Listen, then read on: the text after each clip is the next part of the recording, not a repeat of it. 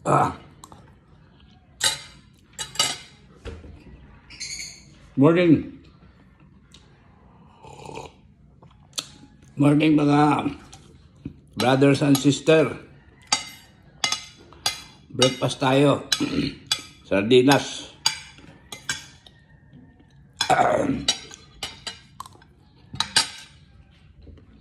Ngayon ay araw ng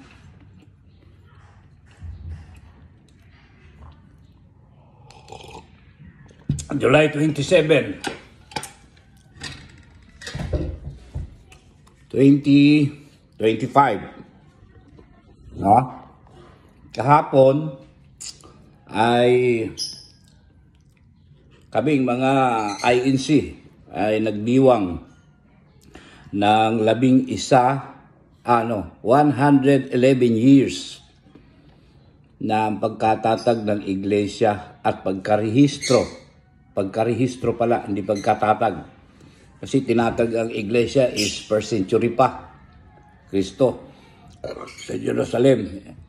Yung narehistro dito sa Pilipinas is July 27, 1914. So anniversary, kahapon, 111 years na ang Iglesia ni Cristo sa Pilipinas. At ang iba ay sa ibang panig ng mundo.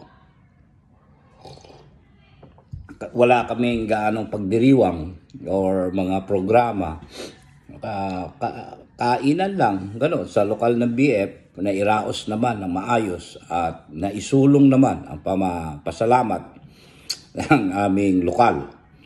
Binabati ko ang mga iskan dyan sa lokal ng BF Road, ang mga nangasiwa, siyempre, ang mga lahat ng nasa kagawaran sa amin, yung aking departamento, yung ilaw, no? At saka yung sa finance, kalihim, happy anniversary, belated sa inyo lahat.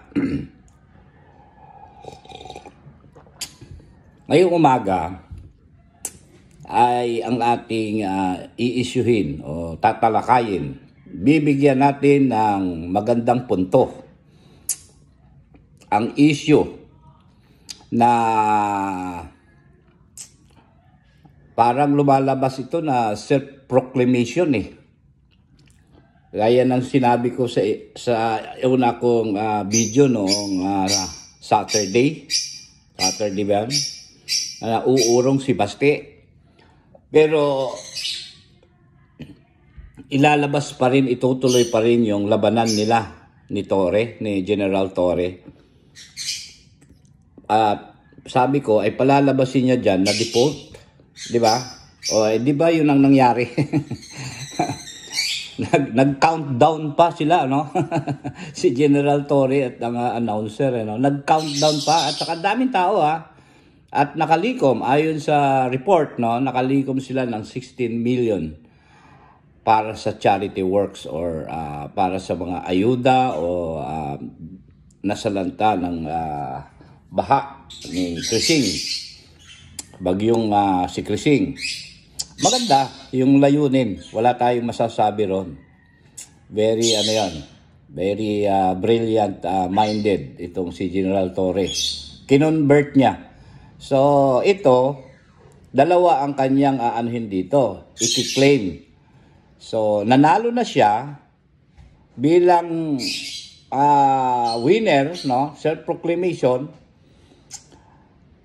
Napaurong pa niya, ayon sa kanilang opinion, yung mga Duterte, napulaan nila, kumbaga sa tinatarget mo, nadaplisan mo.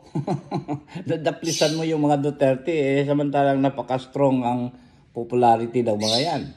So, at least, malaking bagay yun para at least na nabawasan niya na nakakuha siya ng sympathizer or sympathize sa mga Pilipino na hindi naman sa Duterte, hindi naman sa Marcos, kundi yung nasa gitna lang, neutral. So, siyempre, ito namang si Baste, siyempre, bibigyan din natin ng point yung kanilang kampo. Hindi naman como nag-proclaim na ng winner si General Torre, panalo na talaga siya. Totoo? Hindi. Kung ako yung, sa opinion ko lang, sa aking opinion, hindi mo masasabi na Sir Proclaim, winner yun kasi hindi pa naman talaga nagtapat. Pangalawa, wala pa namang pinirmahan sila na tawag dito, contract. Kasi ang rules, ng boxing, kagaya halimbawa, may promoter, mayroong organizer, may license yung mga yan. Kagaya yung sinasabi nila Pulong na waiver yung kung anong kondisyonis, totoo naman dapat yon. Pero yun ay nakapaloob doon lang sa labanan bilang mga boxer sa loob ng ring, yung rules na yon. Aside from that, wala na dapat na maging rules or conditions. Basta may kinalaman lang sa boxing.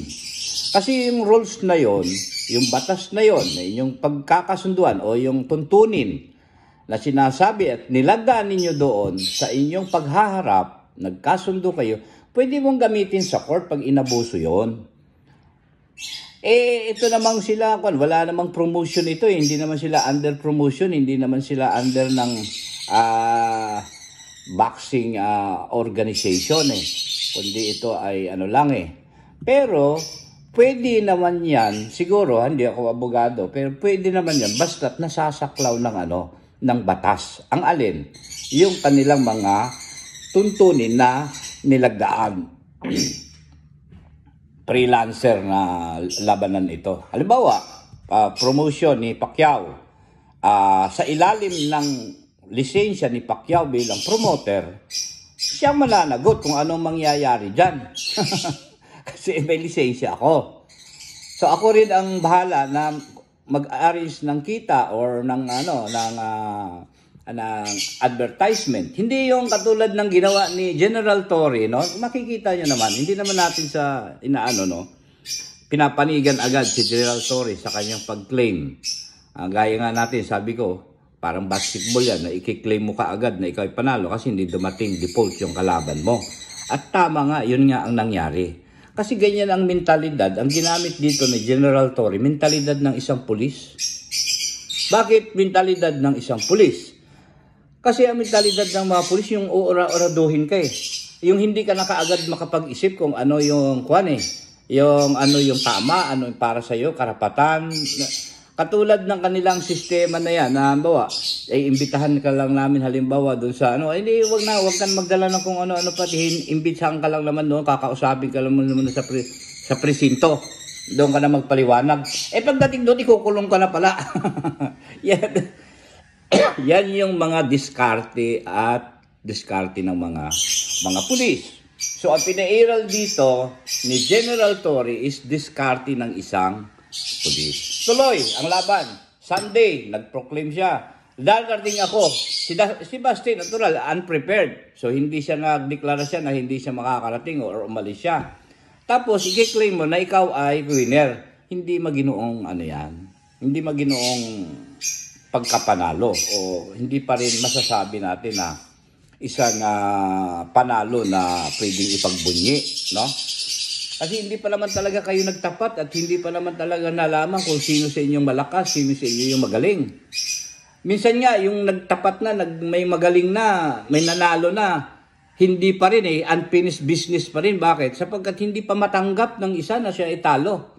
Bakit? Kasi nga, may natitira pa siyang lakas doon na hindi niya nagamit, na hindi pa siya nagko-concede o hindi pa niya tinatanggap na siya ay talagang talo. Sapagkat ang sportsmanship, tinatanggap mo na ikaw ay panalo at tinatanggap mo rin na ikaw ay natalo.